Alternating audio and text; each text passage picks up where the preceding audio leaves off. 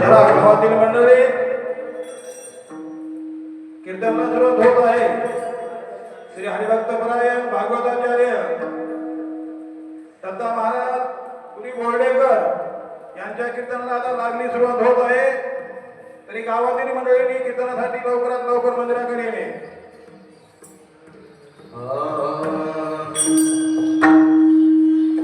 हरी जय जय राम कृष्ण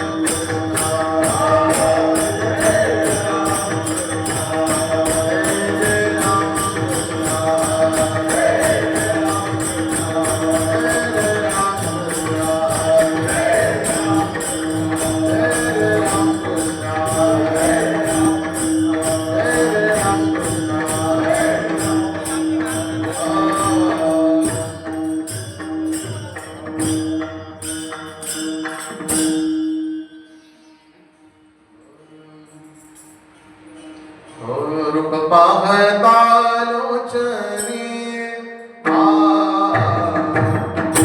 रूप पाहता लोचनी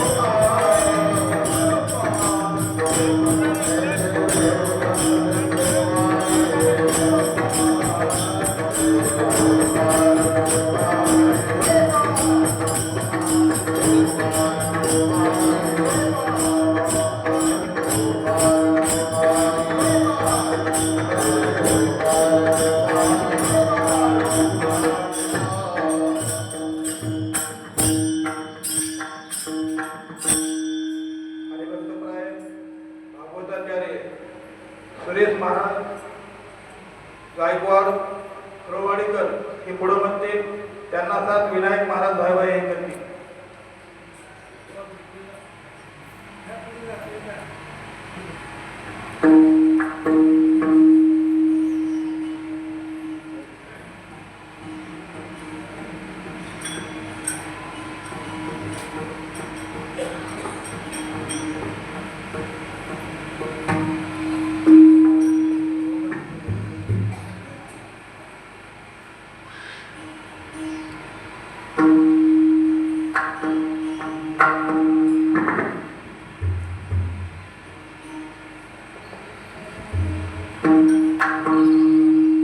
येईना मी जन्म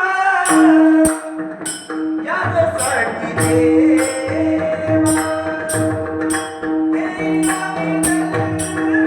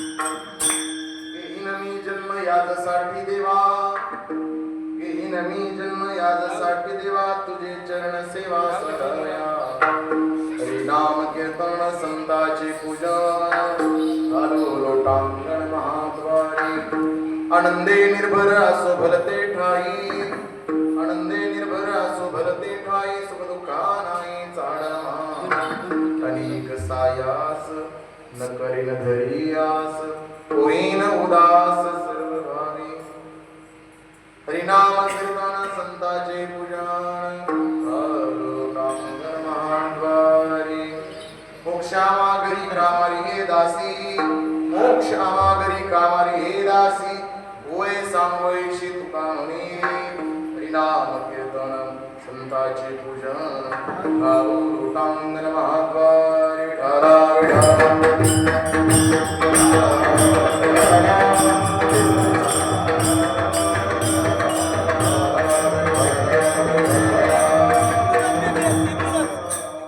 समचरण सरोजम सांद्र नीलांबुदाभं जगरणेत पाणी मंडल मंडला तरुण तुलसीमाला कंदरं कन्यनेत्रं सदय धवलवासं विठ्ठलं चिंतयामि आता मज साय येथे करावे देवा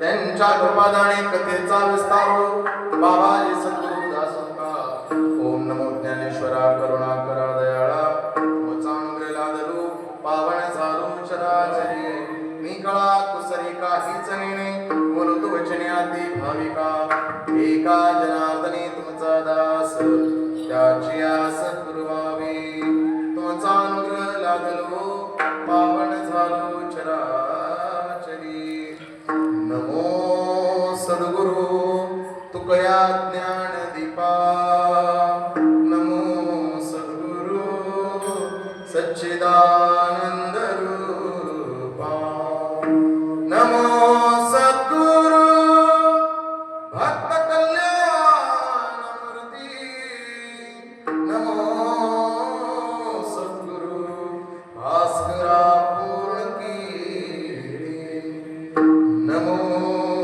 सद्गुरु धावबा मोतीरामा तुम्हा प्रार्थितो कीर्तनी राम नाम तोरे धावनी बुद्धी दे कीर्तनिया मनोनी नमीनी तुमच्या लीन पाया भला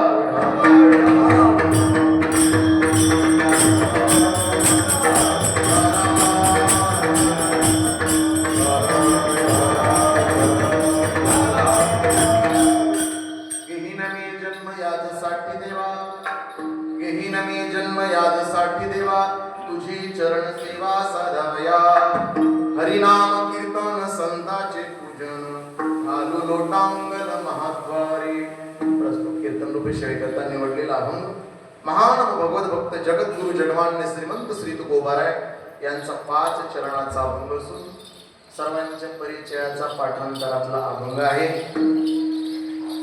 जगद्गुरु उभाऱ्या अभंगाच्या माध्यमातून प्रतिज्ञा करत आहेत. भगवान परमात्माच्या समोर आजच्या अभंगात प्रतिज्ञा करतात, पण अभंगावर बोलण्याच्या अगोदर थोडासा परिहार देणं वक्त्याचं आद्य कर्तव्य असतं. त्यातले त्यात जो वक्ता ज्या गावाला बरं सर पहिल्या वेळेला आला त्यांनी तर परिहार द्यावाच लागतो. इतके दिवस फक्त उंडेगाव पाठी आम्हाला पक्की पाठ होती, पण उंडेगाव गाव आज माहिती झालं. गावात आल्यानंतर आम्ही म्हणायचं उंच असं उंडेगाव तर नाही खाली पहिले म्हणजे असं तरी गावात येईपर्यंत कळालं. त्यांना म्हणजे 10 मिनिट लागते, अजून इथं आलो होतो आम्ही, पुन्हा कळालं गाव जवळ आलं असं इथं येण्याचं योग आलेला आहे. कार्यक्रमासाठी आजचा जो कार्यक्रम आयोजित आहे कैलासवासी केराबाई दत्तात्रय फुकाणे यांच्या वर्षश्राद्धाच्या निमित्ताने त्यांचा परिवार तसे त्यांचे पती श्री दत्तराव भुजंगराव फुकाणे, नंतर श्री भीमा शंकर नागनाथ फुकाणे आणि सर्व गावकरी मंडळ म्हणा त्यांचा परिवार या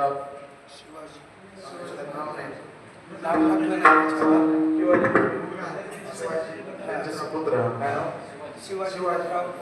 शिवाजी दत्तराव फुकाणे असं हा तेच मला आता पत्रिका व्यवस्थित टाकायचं असतं कधी बरी अशा पत्रिका बाकीच्या कमी जास्त जमतात, पण हे कसं असतं बघा आता शंका ते असं विठाला विठाला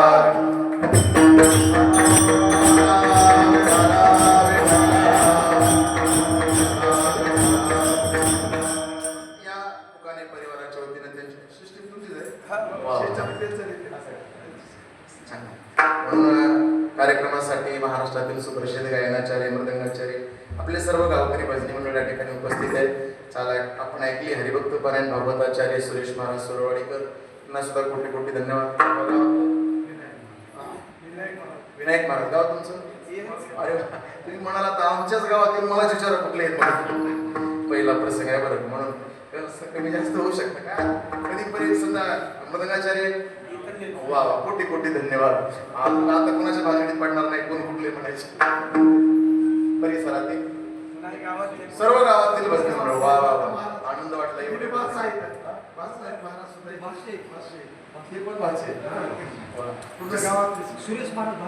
इथे वा म्हणजे सर्व गावकरी भजनी मंडळ मृदंगाचार्य खूप छान आहे बघा. असं आता कुठेतरी राहिले बरं, नाहीतर काय तुम्ही म्हणाल असं काय विचारलं. असे बरेच गाव आहेत सर, 75% गाव आहेत की बाहेरचे कलाकार आल्याशी कीर्तन होत नाही का भजनी मंडळ नाहीत महाराज गावात. आताच आम्ही आमचे कोण आलोय तर 4-5 माणसं असंच आहे. मस्त धन्यवाद सर. आमचे गुरुवारी आम्हाला ज्यांनी शिकवलं आमचे श्री रामकिशनजी सातकडे सर या ठिकाणी आनंद वाटला सर.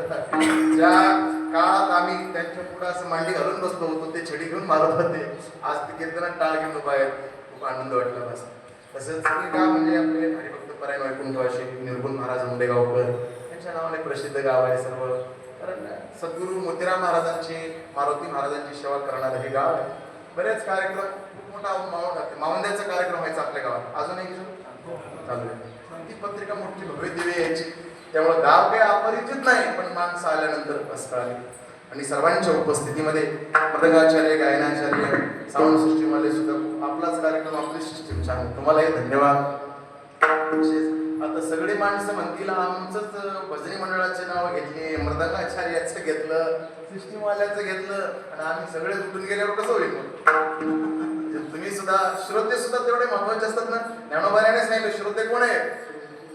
प्रभू तुम्ही महिषाची मूर्ती आणि मी तव दुबळार्चित सेवकी मनोनी बोल जरी गंगावती स्वीकारालगी. असा कार्यक्रम वर्ष श्राद्धाचा आहे.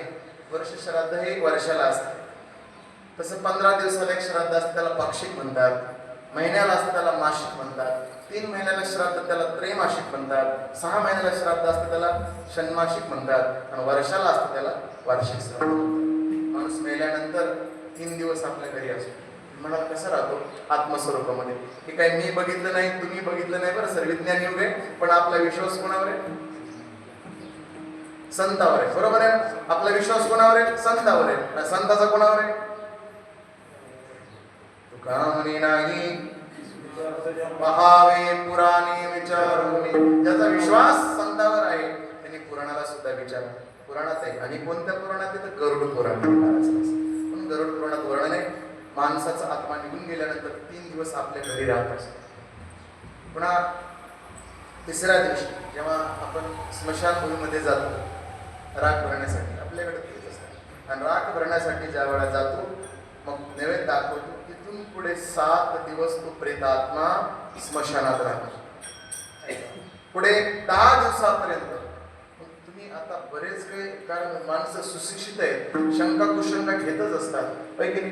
त्यांना प्रश्न केला असं कसं तुम्ही सांगितलं की त्याला यम घेऊन जात असते, इथे कुठं राहते. ऐका, जेव्हा पिंड निघून जातो तेव्हा सूक्ष्म देह परत येत असतो. ऐका, म्हणून बघा तुम्ही 3 दिवस आपल्या घरी माणूस असल्याचा भास होतो की गेल्यानंतर खूप सहज वाटतं असल्यासारखं. असं याचाच अर्थ आहे 3 दिवस प्रेतात्मा राहतो घरात. तिथून पुढे 7 दिवस म्हणजे 10 दिवसापर्यंत स्मशानात. 10 दिवसापासून 13 दिवसापर्यंत राहतो गावाच्या पोटी. आणि मग ज्या दिवशी आपण त्यांच्या नावाने 13 गोते घालतो, काय म्हणतात 13 गोते, तिरवी म्हणतो आपण त्याला. आणि मग 13 गोते घातले तर नैवेद्य वगैरे दाखवला. काही काही 10व्या दिवशी तर असा नैवेद्य असतो की त्यांनी जन्मात जे जे खाल्लं, जे जे आवडत होतं ते त्या दिवशी ठेवावं लागतं. नाही असं बाटली सुद्धा 100% ठेवावं लागतं, ठेवली. आता कसं बघा, कीर्तनाला जाताना बरेच गावं लागतात तुम्हाला. आणखी काय रोडला स्मशानभूमी बरेच आहेत आपल्या एक परिसरात. अत्यंत रोडला एक चिटकूनच आहे बघा गावात. त्याचं गावाचं नाव नाही सांगत, एकदम टचिंगच आहे. रोडच गाडीत बसून सुद्धा दिसतंय काय काय ठेवलंय. नाव नाही सांगायचं, खोटं नाही सांगत. बजरंग बलीच्या समोर दारूची बॉटल सुद्धा ठेवली. म्हणलं काय माणसं असतील बाबा, मेल्यावर सुद्धा दारू सोडत नाही. 10व्या दिवशी 13व्या दिवशी नैवेद्य दाखवला. 13वा दिवस संपला की मग तो प्रेतात्मा वाटचाल करायला लागतो. कुठे? धर्मराजाच्या नगरीला. जाताना 16 मुक्काम करत असतो. आणि मुक्काम करत असताना मग आपल्या पुत्राने आणि पौत्रांनी त्यांच्यासाठी जे केलेलं अन्नदान आहे, आपण मासिक घालतो ना, दर महिन्याला म्हणून जीव घालतो ना, ते मासिक हे पुण्य, एवढीशी ती पुण्य आहे. आणि ते अन्न घेऊन तो पुढे चालतो, वाटचाल करत असतो. असं करत करत 1 वर्षाला धर्मराजाच्या नगरात. पण येत असताना जाताना एक नगर लागतं आणि त्या नगराच्या अलीकडे एक नदी आहे. ती नदी पाण्यानं भरलेली नाही, तर ती रक्ताने आणि मासाने भरलेली आहे. तुम्ही म्हणाल काय, बघून तर मी आलो नाही ना, आलो असतो शूटिंग काढून आणली असते. पुराणात वर्णन सांगलो, गरुड पुराणातलं. आणि मग ती नदी तरुणच पलीकडे जायचं असतं. पण ती नदी तोच माणूस करतो ज्यानं जन्मल्यापासून मरेपर्यंत जीवनात एक तरी गाय दान केली, गोदान. म्हणून जन्मात कुणालाही गोदान जन्मल्यापासून मरेपर्यंत एक जरी केली असेल तर ती पुण्याई मात्र तिथे कामाला येतात. आणि मग पुन्हा धर्मराजाच्या नगरीत प्रवेश होतो. तिथे गेल्यानंतर मग काय असतं माहितीये, आपण जे जे कर्म केलं त्या त्या कर्माचा झाडा द्यावा लागतो. आणि मग ते झाडा, समजा आता ऐका, आपण कोर्टात गेल्यावर आपल्याला जे जण जर काही विचारलं आपण सांगतो, त्याच्यावर जे 100% विश्वास ठेवतात का? नाही ठेवत. मग कोण ठेवतात, कोणाला विचारतात? पुन्हा वकिलाला. वकिलावर सुद्धा कधी विश्वास असतो माहितीये, त्यांनी पुरावे दिल्यानंतर. तसं आपले वकील कोण आहेत पुरावे देणारे? कोण आहेत माहिती? चित्रगुप्त. आणि ते चित्रगुप्त कोणत्या गावात राहतो माहिती? प्रत्येकाच्या भुजेवर राहतो. ज्या हाताने केलं, या हातानं ज्या हाताने केलं ते लगेच लिहून ठेवतो. तिथं कोणाला पुरावा द्यायची गरज नाही. आणि तुम्हाला सांगतो काय काय केलं ते मनच सांगत असतं. कधी कधी माणसं, बरेच माणसं म्हणण्यापेक्षा पाप करून देत म्हणतात. कोणाला कळा लागलं, कोणाला जरी नाही कळालं, पाप करून पापी म्हणे सैरा वैरा पळतय. काय काय केलंस भल्या माणसा देवाला सार कळतय. तुझी सावली तुला सोडून जातच नाही, तू केलेलं कर्म तुला सोडणार नाही. एक गात्यात नाही बाबा, गात्यात फक्त ते आपल्या संस्थेने म्हटलेलं त्या रेल्वे, पण वाक्य योग्य आहे, त्याला संतांच्या वचनाची जोड आहे. आणि म्हणून झाडा दिल्यानंतर मात्र पुरावे भेटतात. आणि मग आपण केलेल्या कर्माप्रमाणे जशी मृत्यूच्या वेळेला वासना तयार झाली तसा माणसाला जन्म असतो. जन्म घेणे लागे त्याची झाले अंगे हरिरूप जशी वासना. आणि मग पुन्हा तशा पद्धतीनं वर्ष झाल्यावर जन्म मिळतो. बरं पापात्माला पुण्यवानाला मिळेल लगेच, पण आपल्याकडे अशी पद्धत आहे लगेच तिसऱ्या दिवशी माणसं बघतात काय इकडं असते का तुम्ही मला इकडं असते का म्हणजे तुम्ही काही लंडनचे काही शेजारचेच आमचे काय दुरुडी पालती घालतात त्यात दिवा लावून ठेवतात राग चालवतात नाही की नाही. आणि मग दुसऱ्या दिवशी सकाळी काय बघतात नाही रागच बघत नाही. तो माणूस कोणत्या जन्माला गेला. आता तिसऱ्या दिवशी जन्माला जायला लागतं की ज्ञानोबा तू भाऊ तिसऱ्या दिवशी माणूस होय. तिसऱ्या दिवशी माणूस जन्माला जात नसतो, त्याला वर्ष लागतं. ती सुद्धा कर्माप्रमाणे. नाही तर बरीच माणसं बघतात एकानं बघितलं काय झालं माहिती सरळ आपलं एक असं मोठी मुंगी गेली अशी इकडून तिकडं राखून ती फरशी गुळगुळीत होती. मुंगी केल्यावर जशाच तशी रेस पडली असते. मग लगेच सकाळी दुर्डी काढून बघितली ती बाई म्हणते माय म्हातारी सापाच्या पोटी जन्माला गेली. कशाचा साप आला तर मुंगी गेली. मग त्या दिवशी नसतंय ते लक्षात ठेवा. वर्ष झाल्यानंतर मग जन्म मिळत असतो. आणि म्हणून त्यावेळेला जन्म कसा मिळावा सांगितलं. जन्म मिळावा पण चांगला. आणि जन्म सुद्धा प्राप्त होतो वर्ष झाल्यानंतर आपल्या कर्माप्रमाणे. जन्म 3 गोष्टी म्हणतो. एक कर्मामुळे, वासनेमुळे आणि तिसरं पापामुळे. या 3 गोष्टीमुळे जन्म मिळत असतो. पहा अगा कर्मी जे करावे ते सुख दुःखी पळावे मग दयाते भोगावया यावे देहा एका. म्हणून कर्मामुळे जन्म, वासनेमुळे जन्म. आणि तिसरी गोष्ट आहे जन्माचे ते मूळ पाहिले शोधून. जन्माचे ते मूळ पाहिले शोधून.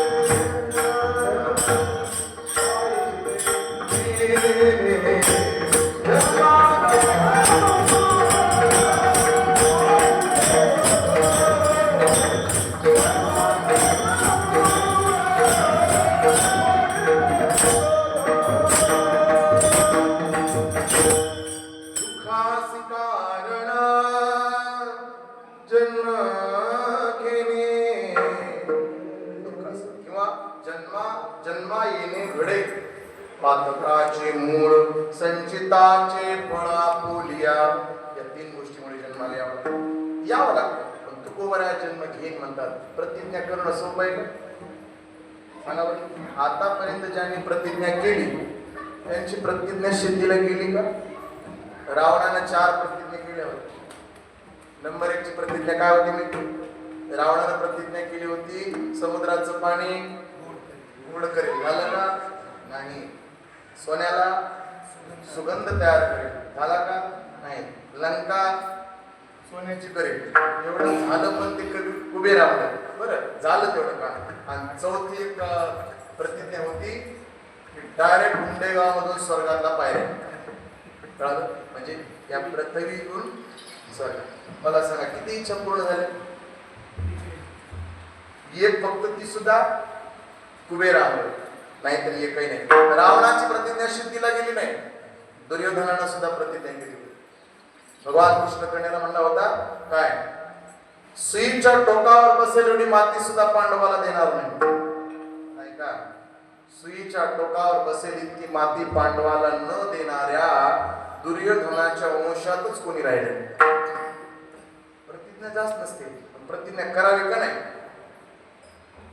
तुम्ही म्हणाला आलेत पहिल्या वेळेला म्हणतो का आम्हाला ऐका बस बरं तुम्ही आम्ही खेळीमेळी, पण प्रतिज्ञा करावी का नाही? ऐका, प्रतिज्ञा जरूर करायची, परमार्थाविषयी जरूर करायची आणि प्रपंचाविषयी करायची. कारण का? परमार्थाविषयी केलेली प्रतिज्ञा भगवान परमात्मा पूर्ण करीत असतो. म्हणून तू प्रमाण आहे, सत्य संकल्पाचा सर्व करी पूर्ण मनोरथ. म्हणून चांगला संकल्प करा, देव पूर्ण करत असतो. पण संसारात ती प्रतिज्ञा नाही, म्हणून आपण प्रतिज्ञा करू शकत नाही. प्रतिज्ञा करायचा अधिकार कोणाला आहे?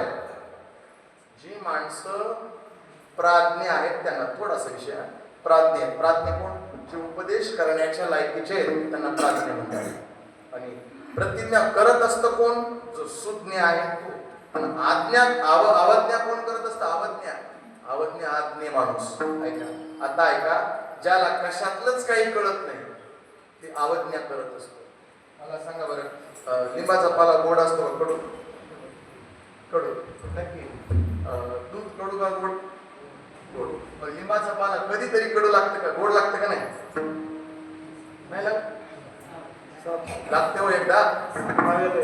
साप आता म्हणतात तू ते काय आपण बघितलं नाही, कुणीच बघितलं नाही लागतो का नाही ते. पण माणसं म्हणतात विष चढल्यावर लिंबाचा पाला गोड लागतो. बरं जाऊ द्या, ही जाऊ द्या, ही जरी नसेल म्हणणे तरी दूध कडू लागतं. पण कधी? ताप आले, 100% ताप आल्यावर दूध कडू लागतं की नाही? मग ऐका, दूध कडू असतं का? नसतं. लागतं कडू, याचा अर्थ आपली अवस्था आज्ञा झाली, कळत नाही. लिंबाचा पाला गोड आहे, आपलं कडू आहे, पण गोड लागतो, आज्ञा अवस्था. कशातलंच काही कळत नाही त्याला अज्ञानी म्हणतात. सर्वातलं थोडं थोडं कळतं त्याला सुज्ञ म्हणतात. ऐका, आणि सर्व सांगण्याच्या लायकीचे असतात त्यांना प्राज्ञ म्हणतात. सर्व सांगून ऐकतो त्याला सुज्ञ म्हणतात. किती सांगा ऐकतच नाही त्याला काय म्हणतात? त्याला अडमुठ म्हणतात. किती सांगा अजिबात ऐकत नाही, काय करायचं करा म्हणतात. म्हणून तुकोबाराने प्रतिज्ञा केली, पण जन्म घेण्याची केली. ऐका, तसं पाहिलं तर जन्म घेणं आपल्या हातात नाही. तुकोबाराने तर जन्म घेईन म्हणून सांगितलं, पण हातात आहे का? तुम्हाला एक सांगतो, जन्म घेण्याचं आपल्या हातात नाही. 3 प्रकारचं प्रारब्ध आहे: स्वइच्छा, अनिच्छा आणि परेच्छा. देवाला जन्माला आणावं लागतं, आपल्याला यावंच लागतं. आणि साधू संत येत असतात. साधू संत येत असतात, पण आपल्याला जन्माला यावंच लागतं कोणत्याही पद्धतीने. देवाला मात्र जन्माला आणावं लागतं, पण साधू संत येत असतात. ऐका, साधू संताचं प्रारब्ध आहे स्वइच्छा, स्वतःच्या इच्छेने. तुकोबाराने सांगितलं आम्हाला अजिबात बंधनच नाही. कशामुळे? कारण आम्ही सतत देवाबरोबर येतो. तुका म्हणे गात देवा नाम, तुका म्हणे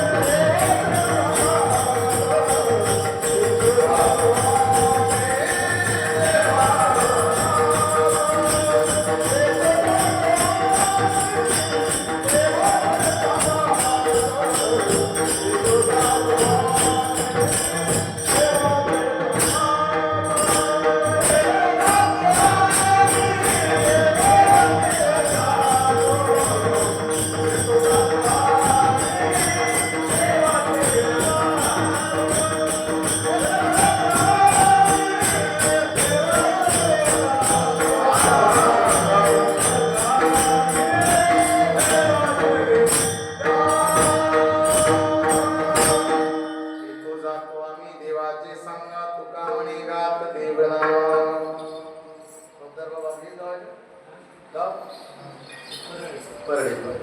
मी पण पाच बाप्पा इकडे सगळे भाचेच गोळा केले की तो आला कसे तानाज मधुसऱ्यासारखे आहेत का नाही ते बघा राईट विडाला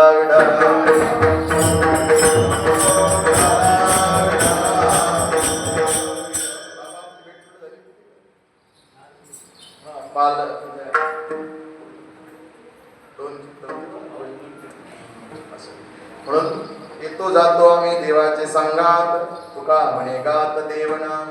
देवाबरोबर येतो आणि जातो कारण हातात आहे. ऐका साधू संतांच्या हातात जन्म घेणे आपल्या हातात नाही.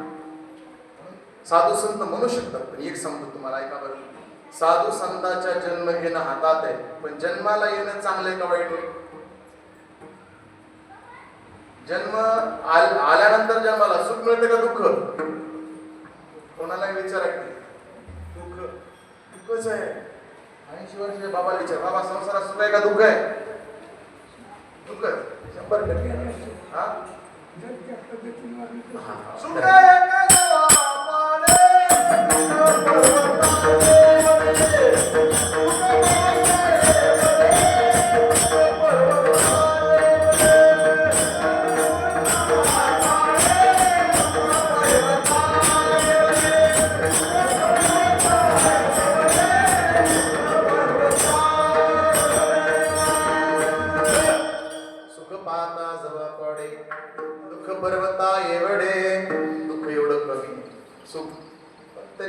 मला सांगा मग जन्माला आल्यानंतर दुःख आहे. आता जो माणूस ज्या रस्त्यानं आला त्या माणसाला तो रस्ता पाठ होतो का नाही. आता आपला रस्ता चांगला आहे नाहीतर सर्वात खराब रस्ता कुठला आहे. चांगला तुमचा चांगला आहे आमच्यापेक्षा लई बरं आहे म्हणून समजा खराब रस्ता बघायचं काम होतं ज्ञानोबा तुकारामच आहे. त्यांनी मला विचारलं गाडी कुठपर्यंत आली. तुला खड्ड्यात आहे. म्हणजे कोणत्या खड्ड्यात जास्त खड्डे तिथे आहे पाणी होते. समजा आता आलो रस्ता आणि एवढं पलीकडे चांगला आहे. समजा असला जर रस्ता 4 किलोमीटर असतो आणि त्या रस्त्याने 80 वर्षाचा बाबा ट्रॅक्टरच्या ट्रॉलीत टाकून आणले होते. काहीच राहत नाही मातीच करावं नाही. ऐका समजा जर माणूस तसा आणला ऐका बरं वाचल गावात आले पुन्हा विचारलं बाबा बरं वाटलं का. कंबर जागेवर राहिले नाही हाड उगा झाली. बरं पुन्हा येतात का आमच्या गावाला. मी येलो तरी हरकत पण पुन्हा या गावाला येणार का काय रस्ता आहे. बर आता ऐका बाबा तेच रस्ता सुद्धा तो पण गाडी बदलली. ट्रॅक्टरची ट्रॅली बाजूला काढली आणि गाडी फॉर्च्युनर मध्ये बसवली. आता काय वाटेल का नाही वाटणार. ट्रॅक्टर म्हणजे त्यातल्या त्या ट्रॅक्टरच्या हेडवर बसावं मग तर माणूस गेलाच. असं घोंग चालल्यासारखं बदला करायचं ऐका आणि मग ते बसले कुठं फॉर्च्युनर गाडी. रस्ता तोच बाबा तोच गाडी बदलली. बाबाला विचारलं बाबा पुन्हा ये कधी येतो. मला सांगा बरं रस्ता जरी तो असला तरी गाडी बदलल्यामुळे रस्ता दुःखाचा वाटला नाही. कारण त्या रस्त्यानं अगोदर आलेले तसं तुकोबर आहे. ज्या रस्त्यानं आले जन्माला आले ती रस्ता खूप दुःखरूप आहे. पण तुकोबाराने सांगितलं की सामान्य माणसासाठी आहे पण आमच्यासाठी तो रस्ता दुःखाला कारणीभूत नाही. का कारण आमच्याकडे गाडी आहे. ती कोणती माहितीये. गर्भवासी दुःख नाही येता जाता हृदया सता नाम तुझे हृदया सता नाम तुझे गर्भवासी दुःख नाही येता जाता. नाही तुला आम्हाला का कारण देवाचं नाव जर हृदयात असेल गर्भवासाचं दुःख नाही. म्हणून पुन्हा मी येऊ पुन्हा मी पुन्हा बरं मी पुन्हा का काही मला माहिती रस्ता चांगला आहे पण या रस्त्याची भीती मला नाही. माझ्याकडे गाडी चांगली आणि म्हणून गाडी चांगली असल्यामुळे याचा अर्थ आहे की गर्भवासाचं दुःख तेव्हा नाही आम्ही भगवत नाम संकीर्तन करून येऊ. पण ऐका, माणसाला माहिती आहे की जन्माला आल्यानंतर दुःखच भोगावं लागणार. एखाद्या गोष्टी जर दुःख असेल तर ती माणूस गोष्ट पुन्हा पुन्हा करील का? आता मला साधी गोष्ट आहे, तंबाखू खाते कोणी नसेल का? तंबाखू कोणी खात नसेल ना? हा? हो, सगळे. आता मला सांग, सगळेच माणसं खाणार आहेत का? जे खातात ते. रामकृष्ण हरी. आता तर गावावर खायची रेल गेली पुढच्याच बाबा म्हणजे बाबा ऐका, एक सांगतो तुम्हाला. आता इथून थोडं खा न खा बाबा, पण एक सांगतोच तुम्हाला तंबाखू खाल्ल्यावर काय आवडतं. सांगू का बाबा? सांगू का? आपला जेवण जेवण म्हणले. ऐका, तंबाखूचा कलर लाल पानाचा, लाल ओलं जे पान असतं ना, कसला कलर असतो माहिती? आपण बघितलं नाही, पण ते लाल असा मध्ये असतात, ते लाल पान असतात तंबाखू. तंबाखूचं झाड नेमकं उगवलं कुठं? एक सुरभी नावाची गाय आणि त्या गायीच्या रक्तापासून तंबाखूचं झाड उगवलं. सुरभी गायीच्या, त्याचा कलर त्यातच आहे. जो माणूस तंबाखू खाईल त्या माणसाला सुरभी गायीचं रक्त प्राशन केल्याचं पात्र लागते बाबा. हे झालं आध्यात्मिक कारण. आणि वैज्ञानिक कारण, निकोटीन नावाचं विष पोटात जाते आपल्या. बरं बाबा, इथून पुढं खायची हो म्हणजेच नाही, ते म्हणतच नाहीत, मला माहिती आहे. विठाला विठाला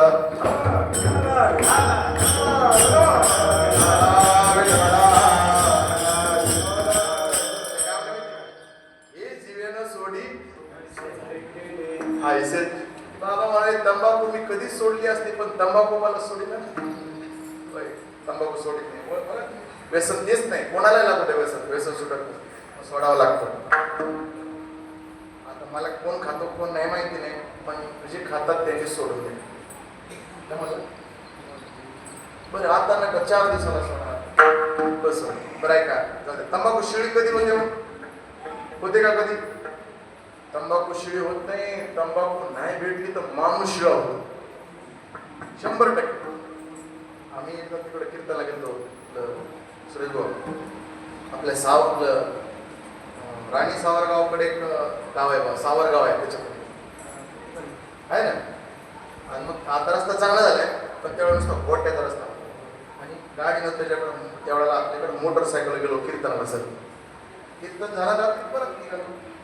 फेब्रुवारी मार्च असं महिना, त्यावेळेला पेरलेलं काही. आणि मग कीर्तन करून आलो रस्त्याला लाख लोक येऊन पाठीमागं मोटरसायकल लागली. रस्ता त्यांना माहिती आहे कसला आहे. आता त्या मुलाला गाडीचं नका म्हणलं, भाऊ गाडी जितकी पळवत आहे तेवढी पळव का? कारण 12:30 वाजता गाडी मागं लागली तर काय वाटेल बरं? काय असणार आहे, पण गाडी तर पाठीमागं लागली, काय करावं? त्याला म्हणलं जितकी पळवत तेवढी पळव. आता नुसता कोट्याचा रस्ता, पण आमची गाडी असली त्याची होती शेतात जायची. गाडी कोणती पळत जास्त? ती जे गाडी तेव्हा सोडली बाबा, आमची जितकी पळत तेवढी जास्त. मी म्हणलं आता काही नाही, मार खावाच लागते, होईल तेवढं पळव. मला महाराजांच्या पुढं आपल्या बापाच्या बळी होणार नाही. मी जाऊ देऊ दे त्याला. ती आलन गाडी थांबवली आमची. थांबवल्यानंतर माझ्या अंग असं ओलं चिंब झालं घाबरून. ती मुलगाही घाबरून गेला. गाडी थांबवली, त्याला नुसतं असं थंडी दिवस होते, असं तोंडाला मोकर बांधलं होतं. त्याला म्हणलं काही नाही, मोबाईल येते पण आजचा एवढंच आहे. मोबाईल घेऊ नको आपण. पाय कापत त्याला पुन्हा काम रात्री 12:30ला आढळणार बघितल्यावर. आणि मग महाराज काय झालं तुम्हाला असं घाबरायला? महाराज म्हणल्या जरा जीवा म्हणजे की बहुतेक ओळखीचं. पुन्हा असं मुलं काढलं आणि एवढं घाबरायला काय झालं? घाबरून 12:30ला गाडी मागं लागले, घाबरून येतं काय करेल? पण एवढं काय झालं मागं लागाय? ते मला काय झालं?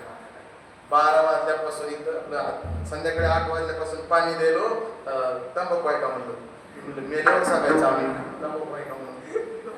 अरे आज ते काय बघ म्हणलं, गुडघे आमचे फुटत होते आता.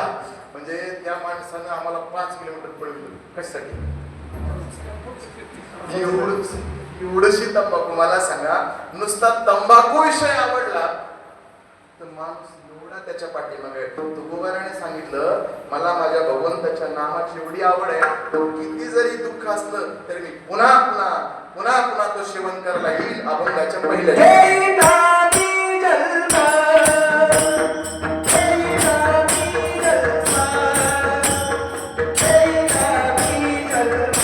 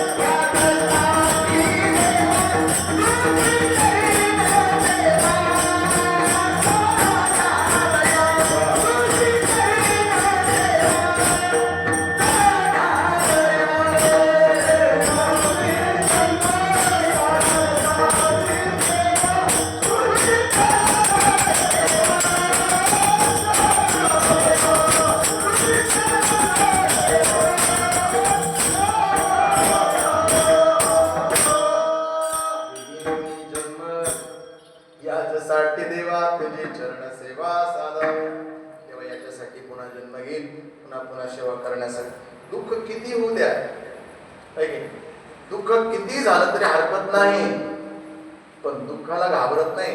कारण ऐका, जर समजा थोड्या दुःखात जर अधिक सुख भेटत असेल, दुःखाला घाबरावं का? अजिबात नाही. तुम्हाला माहिती असेल, साखरे बाबांनी सांगितलेला एक दृष्टांत आहे. श्रीमंत एक माणूस, कोट्यावधी संपत्ती ज्याची, त्यानं मोठी ज्वारी पेरली आणि गडी ठेवला पाखरं हाटाय. पाखरं हाटण्यासाठी ते असतं ना गोफर, कडे दिले असं गोफर फिरवायची आणि पाखरं उठवायची. त्याला मस्त वाटायचं, भलं रे दादा भलं, वरून बसायचं, बरं वाटायचं ते. त्या श्रीमंत माणसाचा मुलगा एकदा शिकायला होता अमेरिकेला. तो आला शेताकडे, छोटा मुलगा, त्यानं बघितलं, त्याला लय मस्त वाटलं, फिरवून असं पाखरं उडवायचे. तो म्हणतो, बाबा मला पण द्या ना असं करून. आता कोट्यावधी रुपये ज्याची संपत्ती आहे ते काय आंबाड्याचं दिलोय. त्यानं काय केलं माहिती, सोन्याची, हा, आणि श्रीमंत माणसाला सोनं. आपला राजा पुणे वारकरी संप्रदायातला, यांचा राजा म्हणती ज्ञानदेव तुम्हाशी. काल परवा जो कलश आळंदीला ज्ञानोबराच्या मंदिरावर किती किलोचा आहे? 22 किलोचा. 22 किलोचा कळस बसवला सोन्याचा. 22 किलो सोनं. बरं, आत्ताच उदाहरण आहे काल, कारण 11 किलोचा ठरला होता, पण ते एकाच 11 किलो सर्वांनी म्हणून ठेव दिला, पण एकाच पट्ट्यानं 11 किलो सोनं दिले एका. म्हणजे आता सर्वांना मिळून जमा केलेला 11 आणि यानं दिलेला 11. काय करायचं 22 किलोचा. म्हणून तो श्रीमंत माणूस. कसं त्यानं श्रीमंत माणूस होता ते आपल्या ते गोपन तयार केली. मग त्याला खडे दगडाचेच नाही ते सुद्धा सोन्याचेच. एवढ्या एवढ्या आपले छोटे छोटे 50 ग्रॅमच्या 50 ग्रॅमचा येतो असे बनले खडे त्याच्याकडे दिले. त्यांना असं वर चढायचं भले रे दादा भले मारायचं. मारल्याबरोबर दगड पक्षी उडून जायचे. पण नेमकं सकाळी पहाटे काकडा झाला. तिथे काकडा असतो का 12 महिने. वा वा रामायण वा. आणि दुपारचे सुद्धा आहे एवढं कमी. काल आपण रामायण नव्हतं काकडा होता. तिथे काकडा आहे रामायण सुद्धा. मग तिथं पहाटेचा काकडा झाला. एक बाबा आपलं डबडं घेऊन गेले तिकडं बाय. नेमकं बसल्या जागेवर काय झालं तिकडून जे दगड आला तिकडून डोक्यात लागला. लागल्याबरोबर झाल्यासारखी झाली. 5 मिनिटात सावध झाला. कोण आहे दगड मारला. कोण आहे दगड मारला. दगडाकडे मारायचे असतात का. असला दगड असतो का म्हणणं. आणि खाली बघितल्यावर काय झालं माहितीये दगड होता ना. दगड नव्हता. कशाचा होता सोन्या. आणि एक सांगतो तुम्हाला सोन्याचा दगड तिकडून जास्त लांब जात नसतो. बरं जर तुम्हाला खरं वाटत नसत तर एखादा म्हणून बघा मला जात नसतो. तिथंच पडला. त्यानं बघितला म्हाताऱ्यानं. अरे बापरे सोन्याचा कपडा हात लावून एवढी गाठ आली होती. विचार केला असल्या 2 आल्या तरी पण सोनं टाकला खिसा. कोण आहे अजून एक मार मला होता दगड. अजून एक मार मला. दुसरं म्हातारा मग ते मरायचे का एवढी गाठ आली की ते मला गाठी किती. एका गाठीला 50 ग्राम सोने आले. 50 ग्राम म्हणजे आताची किंमत किती किती 10 ग्रामला 1 लाख रुपये. तर 50 ग्रामला 5 लाख के एवढी एका दगडाची. आता काय करावं लागेल.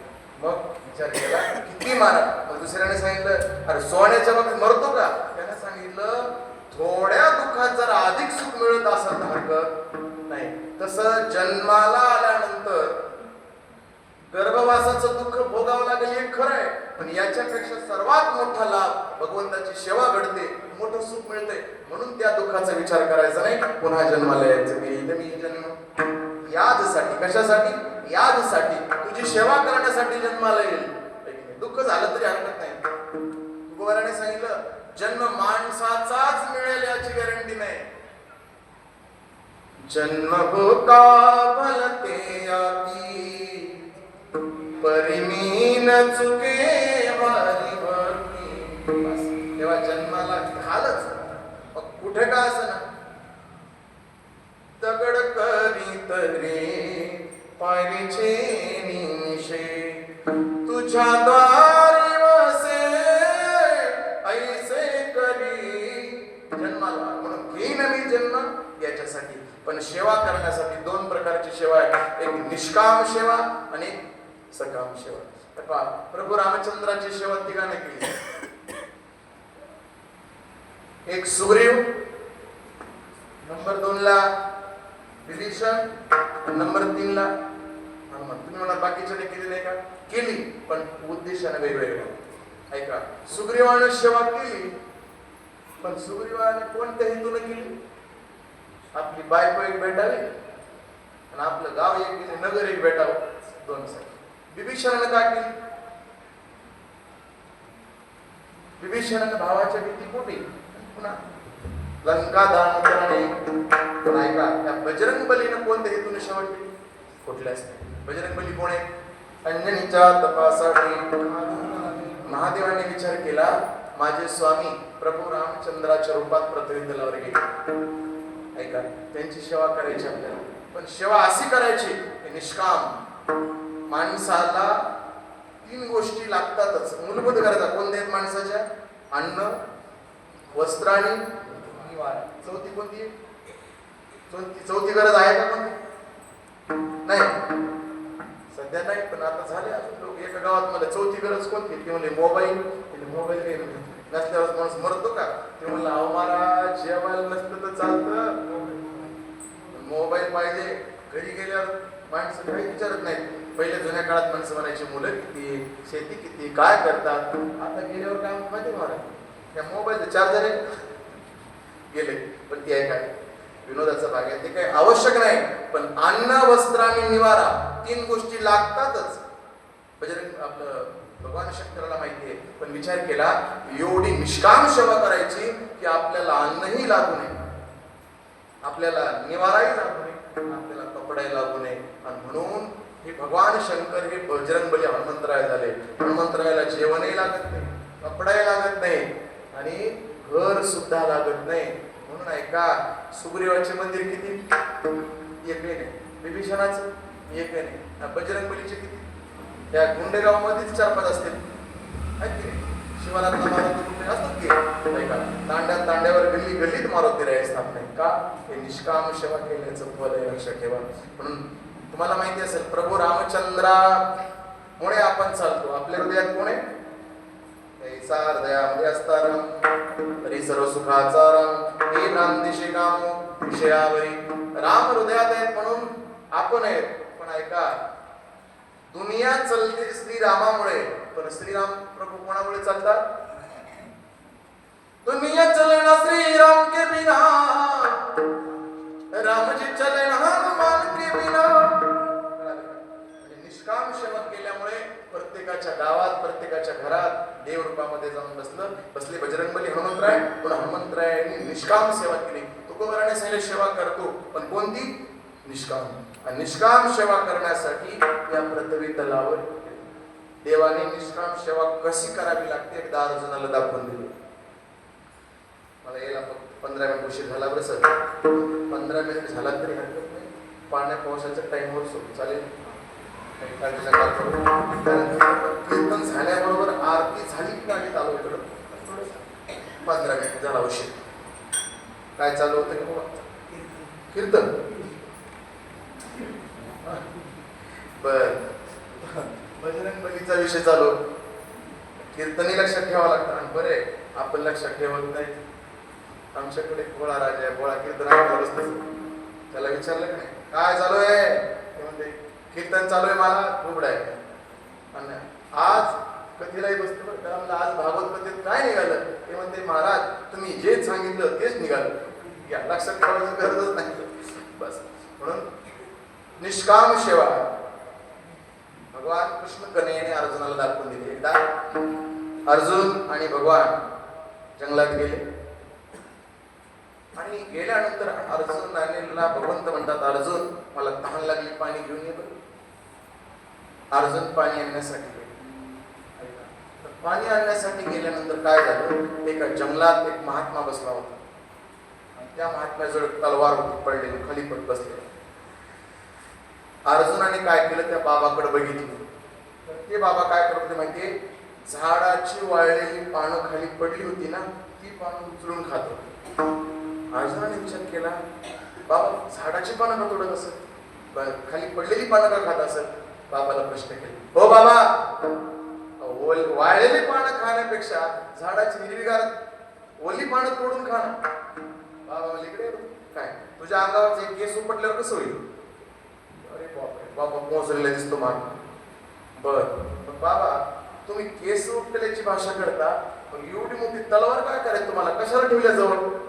तुमचा कोण शत्रू आहे? त्या बाबाने सांगितलं मला एक नाही, मला 3 शत्रू आहे. कोणते कोणते सांगा बरं. त्यांनी सांगितलं माझा पहिला शत्रू आहे भृगु ऋषी. भृगुने काय केलं? काय केलं म्हणजे माझा देव झोपला असताना बेट्यानं त्याच्या छातीत लात घातली. एवढा मोठा भक्त लागून गेला का माझ्या देवाला लात मारण्यासारखा. तेव्हापासून तो भृगु बघतो मी, सापडला की तुकडेच, म्हणून तलवार ठेवली. अर्जुनाने विचार केला अरे बापरे, बरं दुसरं कोण आहे? दुसरे सांगू का? ऐका, दुसरा शत्रू आहे माझी द्रौपदी. द्रौपदी म्हणली की अर्जुनाने 4 पाऊल मारले. विचार केला आपल्याच घरात ती म्हणत मात्र हाणायचं आपल्याला तलवार. भीत म्हणले बाबा काय? द्रौपदीनं काय तुमचे घोडे मारले? घोडे मारले म्हणजे काय झालं असतं? नाशवंत शरीराची आबरू गेली असती तर. माझ्या देवाला द्वारकेतून त्यानं बोलून घेतलं तिने. इतकं काम सांगितलं, एवढं पळवलंय माझ्या देवाला तिनं की फक्त भेटू द्या, तिचे तुकडेच करतो. अर्जुन विचार केला, अरे बापरे, आता भीत म्हणाली, बर देवा तुमचा तिसरा शत्रू कोण आहे? तिसरा शत्रू कोण म्हणल्याबरोबर बाबा म्हणतात ते नाही का अर्जुन. अर्जुन म्हणलं की मग गुरु म्हणतात बाबा काय अर्जुनानं काय केलं? तू इकडे सांगतो नाही, तिकडे येत नाही. आता येत नाही, फक्त अर्जुनानं काय केलं सांगा. म्हणजे अर्जुनानं ना माझ्या देवाला घोडे धुवायला लावले. अर्जुनाची घोडे धुतली शारंग धरे, घोडे धुवायला लावले असं होय. म्हणून त्यानं माझ्या देवाकडून काम करून घेतले. बेटा भेटू दे, नाही जर त्याचे तुकडे केले म्हणलं की अर्जुनानं तांब्या तिथंच टाक म्हणजे पळ काढला. हे देवा बघून हसू लागले. रथात बसलेले देव देवानं सांगितलं एवढं घामीपर्यंत पळायला काय झालं? देवा वाचलो, नाही तर काही खरं नव्हतं, मातीच करायची वेळ होती तुला माझी. म्हणजे झालं काय? एक महात्मा भेटला होता, झालं काय? जाऊ द्या, माझं चुकलं, मला कळालं. देवानं सांगितलं झालं काय? तो म्हणला तुकडे करत होता बाबा तो माझे. कशामुळे? तर निष्काम सेवा करणारा बाबा होता. भगवंत हसले आणि हसल्यावर अर्जुनाला कळालं काय भानगड आहे. देवानं सांगितलं बाबा मीच, बाबा मी. मग असं काय केलं? याचं कारण आहे की मला निष्काम सेवा कशी आवडते हे तुला दाखवून दिलं. म्हणून तू गोवाऱ्या म्हणतात मी कशासाठी? तुझी चरण सेवा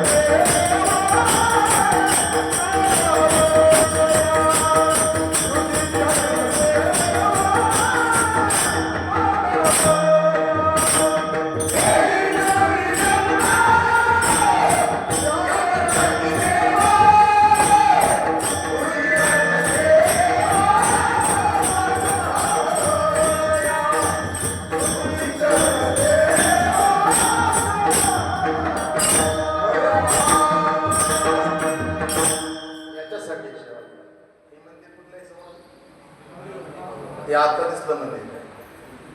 खूप मंदिर मस्ती झालं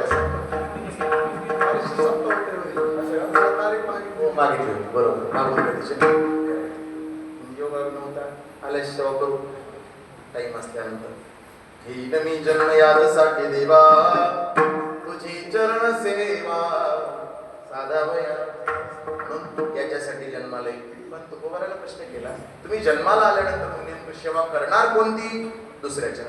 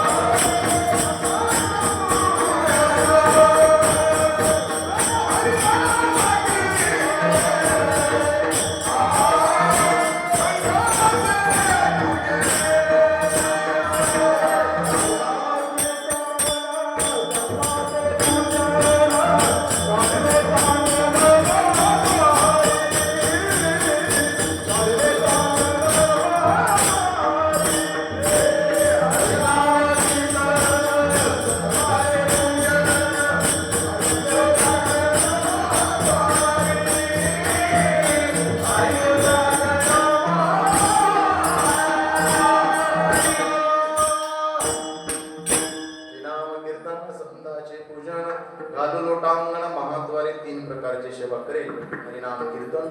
कीर्तनाचे प्रकारले भरपूर आहेत. कीर्तनाचे प्रकार किती माहिती? मी असं सांगालो शास्त्रात एक जण म्हणतो बरोबर आहे. मी सांगतो ना महाराज, समग्र कीर्तन, ज्ञानाचं कीर्तन, अजून विनोदाचं कीर्तन, अजून त्यांनी 5 प्रकार सांगितले. म्हणजे 3 प्रकार नाही. आता ऐका. कीर्तनाचे प्रकार आहे. एक स्वरूप कीर्तन, एक नाम संकीर्तन, नंबर 3 लीला संकीर्तन, नंबर 4 देव कीर्तन, नंबर 5 संत कीर्तन. 5 प्रकार आहेत कीर्तनाचे. अजून 6वं आहे गुण कीर्तन. गुण कीर्तन पण आहे. यापैकी नेमकं कोणतं कीर्तन? हरिनाम संकीर्तन, हरिनाम कीर्तन. देवाचं कलियुगामध्ये बाकीच्या कीर्तनाला महत्व नाही. कलियुगामाची करावे कीर्तन. जय नारायण देईल भेटी. जय नारायण देईल भेटी.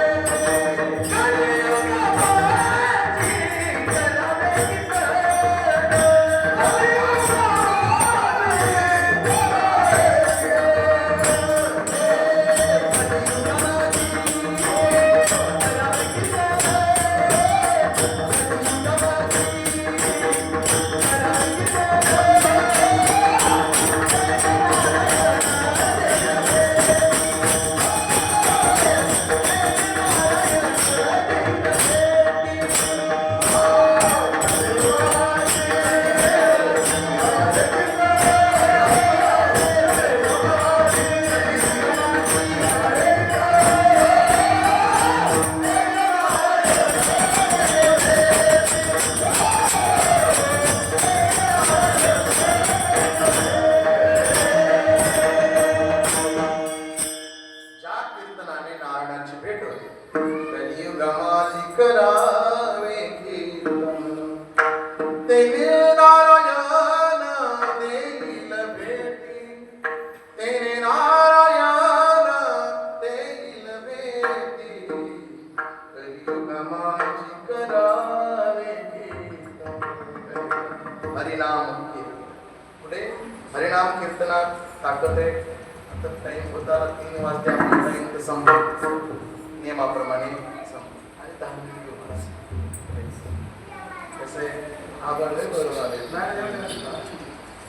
ऐक दिवस पुन्हा काय होईल माहिती का?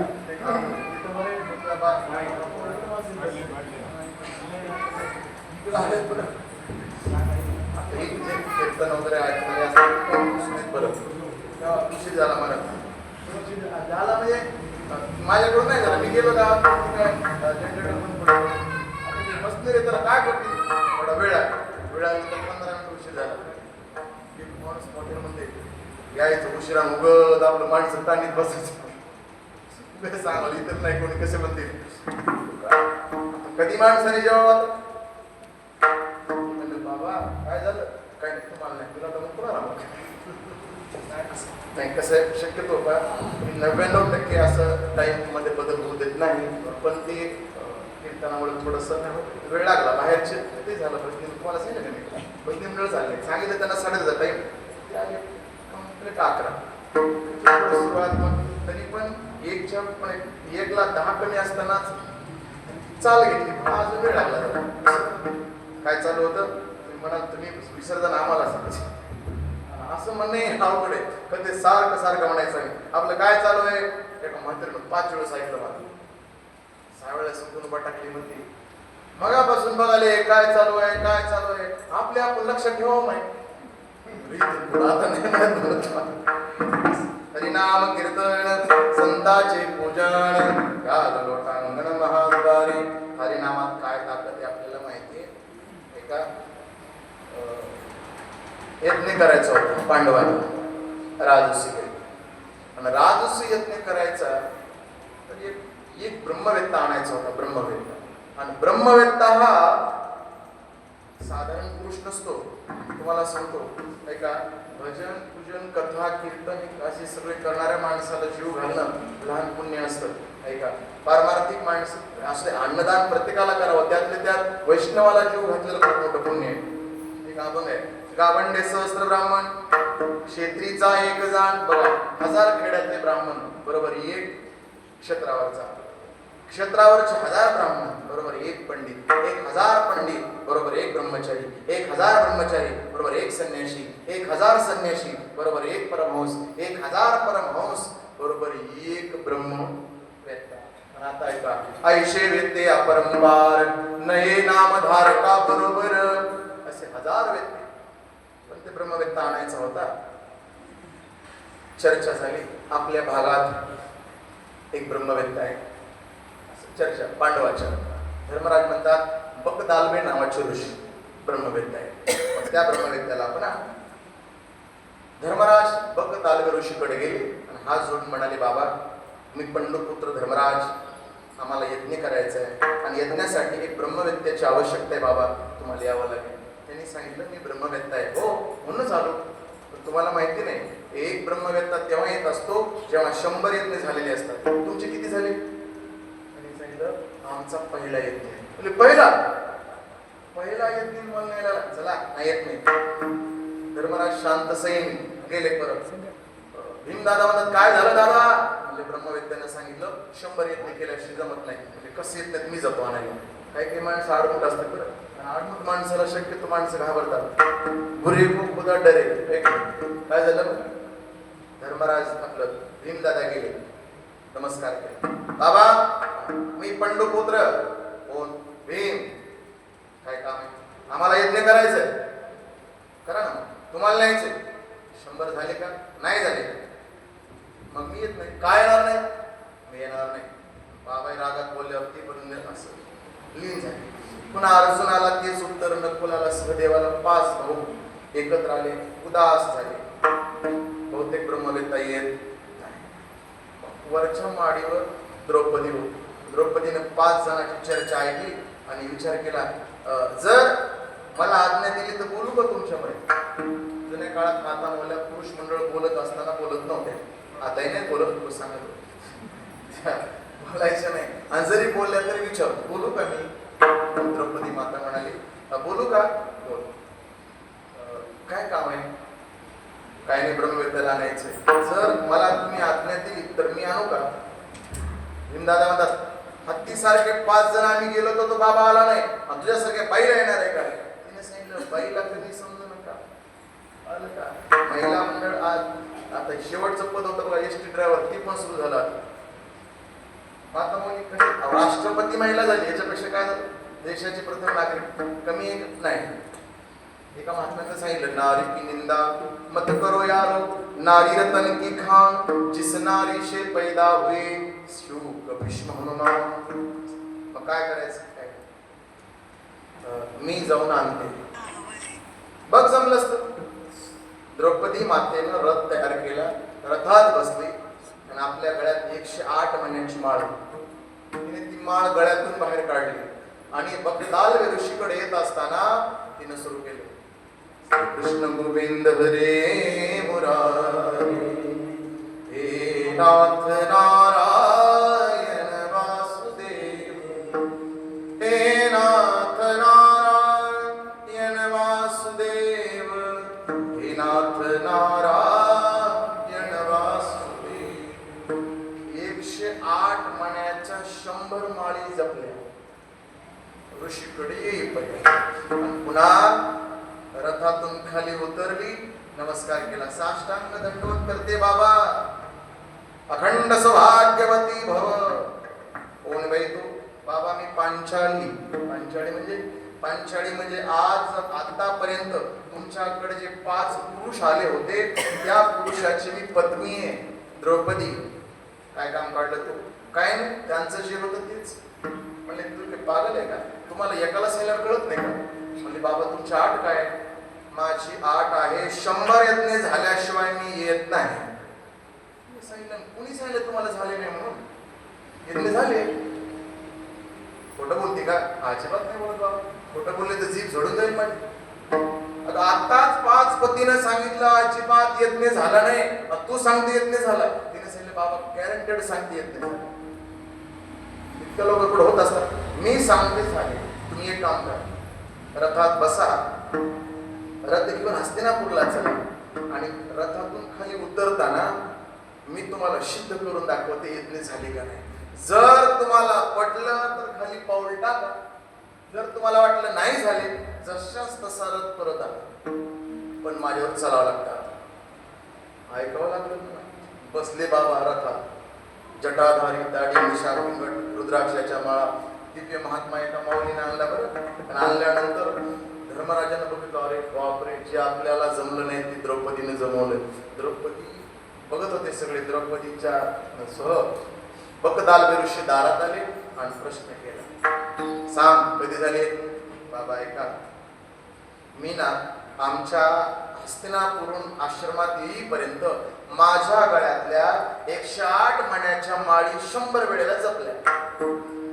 मग आता मला सांगा यज्ञ झाला का नाही. जर नसला झाला तर चला परत, आणि जर तुमचं मन म्हणतं झाला उतरा. काय करावं आता, नाही म्हणावं तर अवघड आहे. आणि मग गप्प बसले बाबा खाली, गप्प बसले खाली पाऊल टाकला, आणि खाली पाऊल टाकल्यावर द्रौपदीने टाळ्या वाजवल्या. आला महात्मा चला. आणि मग सगळे असं बघायला लागले, तू कधी केलंय. तिने सांगितलं यज्ञ नाही केला.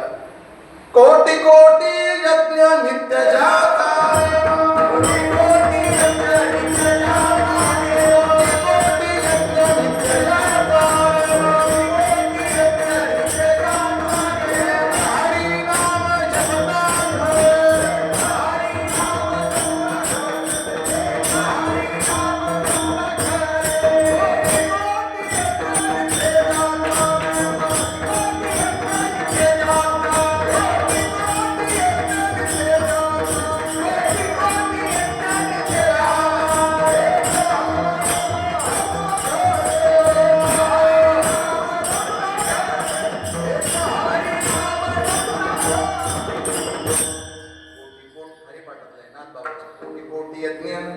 नित्य ज्याचा नेम एक हरिनाम, हरिमुखी गाता, नरबली चिंता त्या नाही मागता.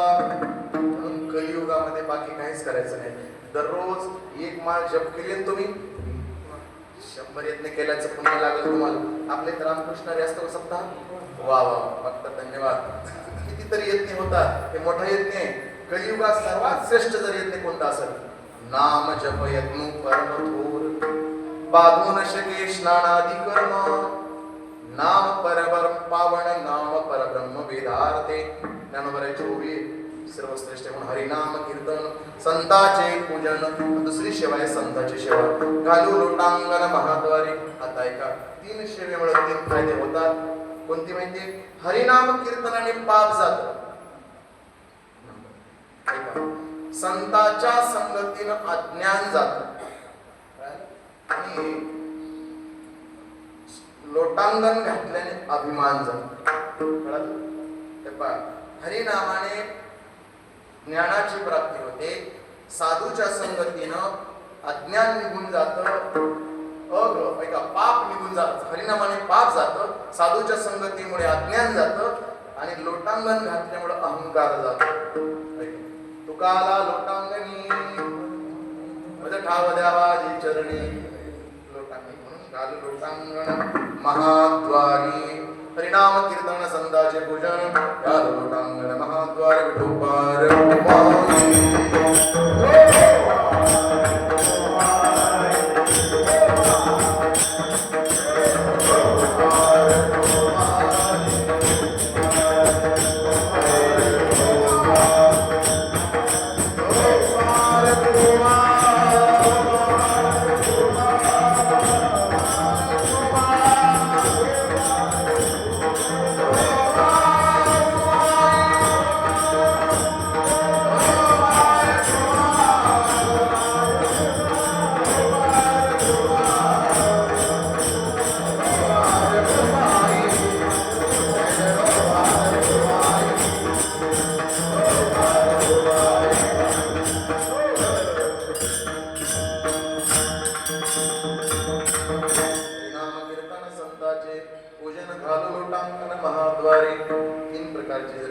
म्हटली आनंदे निर्भरा सोभलते ठाई सुख दुःखा नाही चाडावा.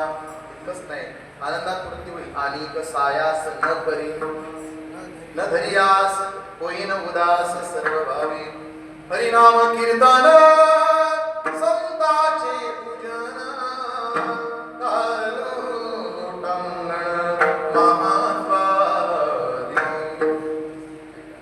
कार्यक्रम आईच्या निमित्ताने आहे. कुठले सर्वात महत्वाची जर सेवा कलियुगामध्ये कोणती असेल ऐका, ती सेवा म्हणजे मायबापाची आहे. तुम्हाला माहिती असेल पंढरीचा राजा पंढरपूर काला माहिती कशी रे विठ जोडली पुंडलिका माय बापाची सेवा करो रे सखा. मला की नाही पाऊस वाढलं म्हणजे आलं नाही आज. आता ती आभाळ बघूनच माणसं उठायचं आल्यावर झोप.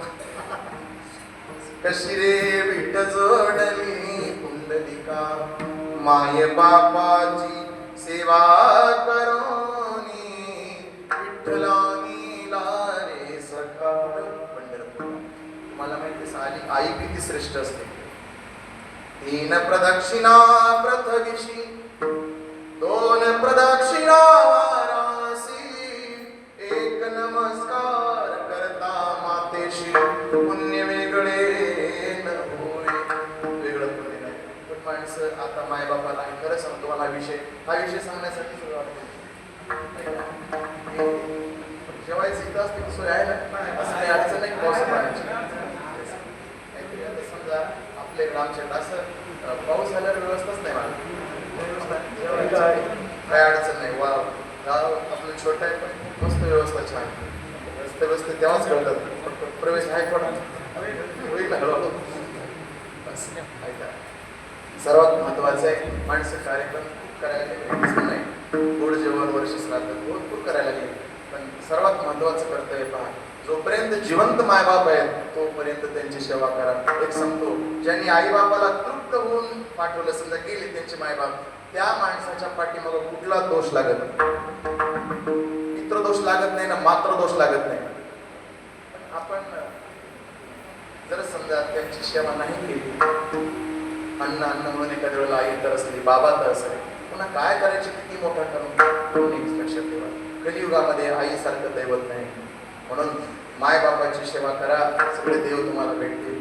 ज्ञानोबारायाने सांगितलं सकळ तीर्थाचेही जी एका माता पितरे तया सेवेशी किरी शरीरी गुण किरे. माय बाप केवळ काळजी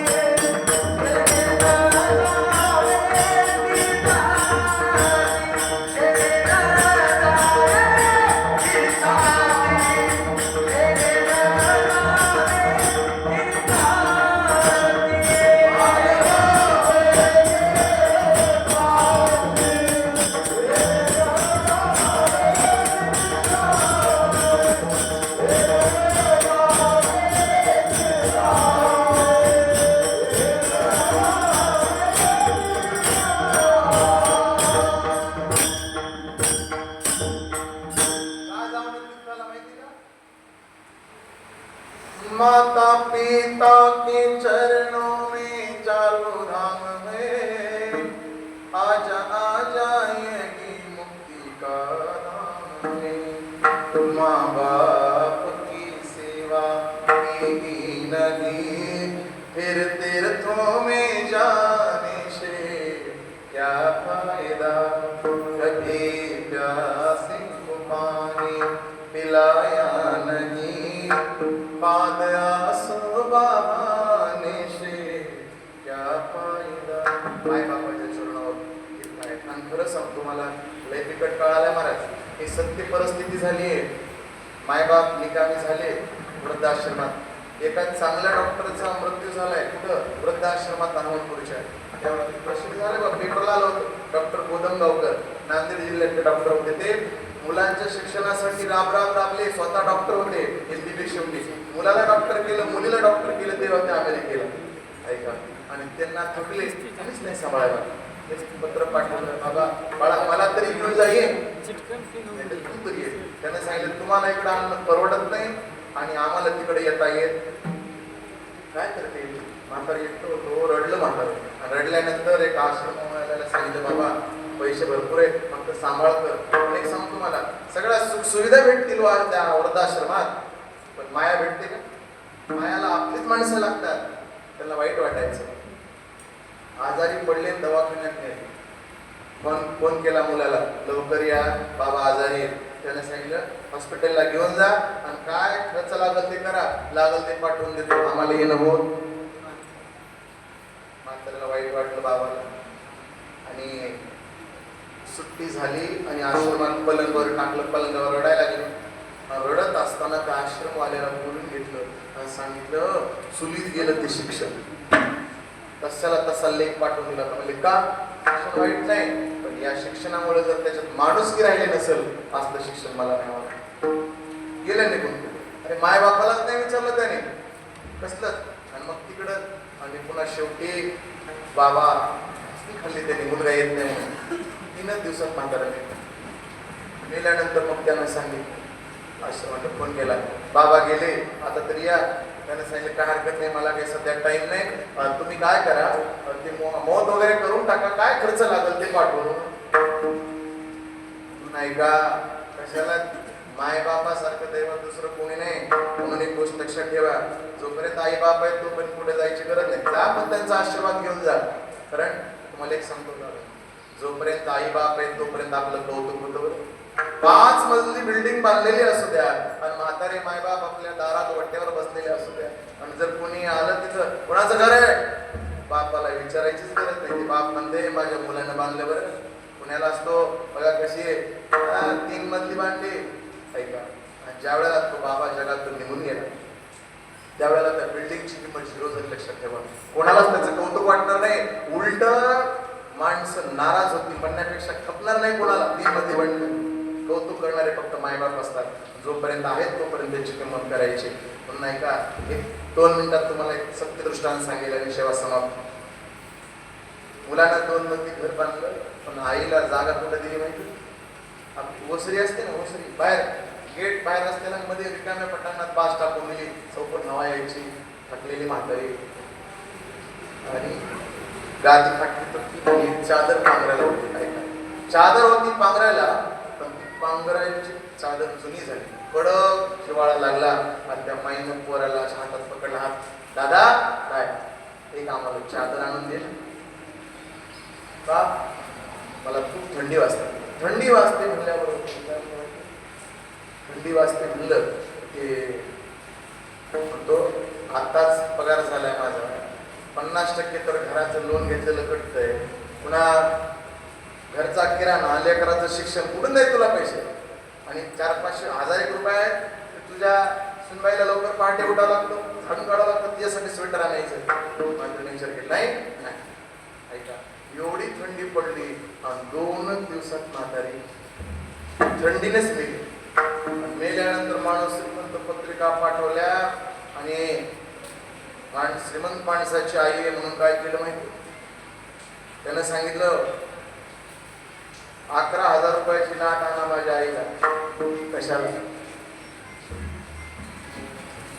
तिची मौत यात्रा लय आनंदात काढायची मला 11,000चा आणि 25 किलो फुलाची ऑर्डर दिली गुलाबाची टाकी सजवली आणि मग ती अंत्ययात्रा चालू होती आणि प्रत्येक पाहुण्याला वाटायचं वा मुलगा असावा तर असा पण त्या म्हातारीची मैत्रीण पाठीमागत चालत होती ती म्हणजे एवढे फुलं आणले एवढी मोठी भारी साडी घेतली पण म्हातारी थंडीने मेली हो तिला तिच्या पांघराला चादर नव्हती नाही का पुन्हा रडत बसण्यापेक्षा आई आहे तोपर्यंत त्यांची सेवा करणे आणि हीच खरी ईश्वर सेवा आहे असं साधू संतांनी सुद्धा वर्णन केलेलं आहे म्हणून मातृ देव भव पितृ देव भव या कार्यक्रमाचा एवढाच उद्देश आहे की प्रत्येकाला मायबाप आहेत आपण मायबापाची सेवा करून बाकी सेवा करायची आनंदही निर्भर असो बोलते दुकानाय साडा इथंच नाही तुकोबारे काय म्हणजे माहिती मोक्षे घरी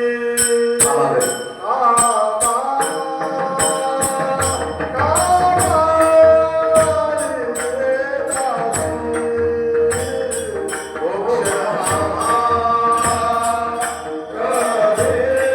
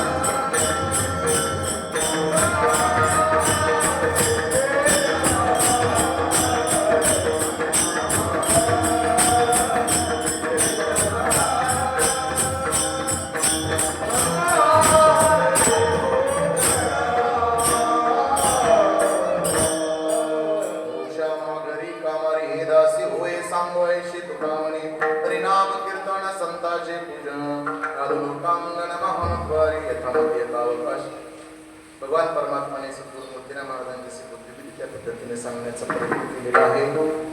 सर्व परिवाराला त्या आईचा आशीर्वाद पाठीशी राहो. सर्वांना पुनश्च एकदा कोटी कोटी धन्यवाद. झाली सेवा भगवंताच्या चरणावर समर्पित करून सेवेला पूर्ण करा. ज्ञानेश्वर